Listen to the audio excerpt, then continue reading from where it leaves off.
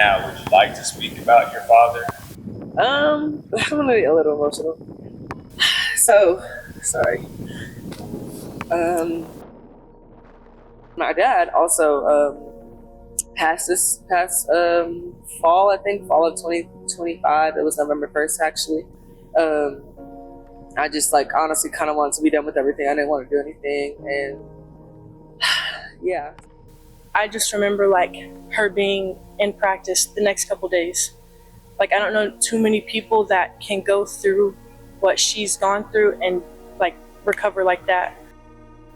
Kyra Bass's story begins in Killeen, Texas, where she grew up with her mother and brothers. I love my mom. She's such a big role model to me. She's always had 2 jobs. She's always worked hard. She's always worked effortlessly to get us to where we are now. She's always provided for us. She's always made a way when there was no way. I just look up to her in a lot of ways. Like I said, she's a God-fearing woman. So, I try to represent my faith like her, like she does. Yeah, I just grew up like closely with my brothers. We were always together, always doing stuff, always playing outside and things like that. And so they would always support me when I was playing, especially in like high school, when I started to up my game. They always cheered me on. They always went to like my typical games whenever they could, whenever my mom could. My dad, he wasn't always in my life. He was, there in the beginning. And then when things got hard for him, he was dealing with some personal things like addiction. But yeah, he's actually the one that got me into basketball. He was always just like, give me 1 year when I got into middle school. And he was just like, if you don't like it, you don't have to play it anymore, but I just want to see you try, Bass began training, and after making varsity as a freshman, she dominated the high school level. She would commit and play at Temple Community College, where she met her best friend, Camille Pritchard. So a lot of people don't know this, but me and Kyra actually went to junior college together. We got really close. I feel like I only knew her for 2 years at that time, but I felt like I had known her my whole life.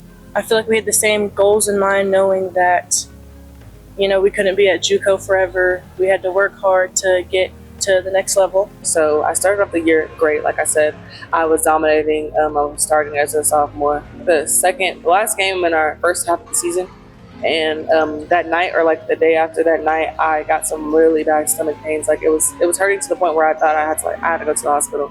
And they admitted me in for emergency surgery because I had a 12-centimeter cyst on my ovary. So it was like a very hard time for me. I would say I went through a lot in my life, and that was one of the hardest things that I've been through. I wouldn't wish that pain on anybody, honestly. That caused me to miss the second half of my sophomore year of basketball. And it was kind of actually really devastating, honestly, because I thought I was going to thrive, get a lot of looks and get a lot of points and make some history at Temple. And so I had 2 specific looks that were that were standing out to me. It was Northwestern and a university, a D1 university in New Orleans. And Coach D, she was a great, she always talked to me. The former assistant coach, Coach Kinsey, she was always talking to me. She was there for me. They were always caring for me during my emergency surgery and things like that, what I went through. That's what kind of made me choose this school. I would say she definitely taught me most of my game that I have right now. When I came here, she'll tell you, I was very, very uncomfortable with facing up and I just was always a back to the basket type of post. I never faced up and did anything like that.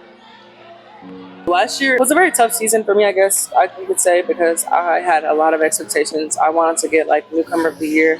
And that obviously didn't happen. I just definitely underproduced. So I put in a lot of work over the summer, a lot. I was in the gym almost every day. I was working out with a former coach at Temple. Her name is Coach Cass. I was working out with her almost every other morning at 5 a.m. I was grinding almost every day. I felt like I had something to prove, honestly. I came into this year being a way different player. Coach C said she could tell as soon as I stepped on the court, I was just a different player, confidence-wise and game-wise. I would just say I don't think a lot of people know the work that Kyra has put in to get to where she is today. And I'm just super proud of all she's accomplished and how far she's come, especially with the things that she has gone through that I don't think anybody really is aware of, but Kyra is too humble to like bring that up. I'm so happy that girl came. I missed her a lot when we were playing at JUCO. I just missed playing with her. I'm very thankful to have my teammates, my family, and my coaches and stuff, and staff and things like that there for me. They were always there for me. They were like, they would never like give up on me, and they were always just like, you know, we know this is a tough time for you. We got you with whatever you need. And I had a lot of like support when that happened. I'm very, very thankful. Probably like most of the adversity I faced. And I'm very thankful to have overcome that and like get over it and know that my teammates had my back and like everybody was there for me when it happened. I kind of just was like thinking to myself, I can't take things for granted, and I can't like, you know, dwell on the past, not necessarily say the past, but like just dwell on the bad things and be thankful for where I'm at now, who I'm with. Like I know my dad is still watching me. I know he's like very proud of me. He would be very proud of me for what I accomplished and things. So I want to say like the saying that one of my JUCO coaches said. She was like, don't get too high on the highs and don't get too low on the lows.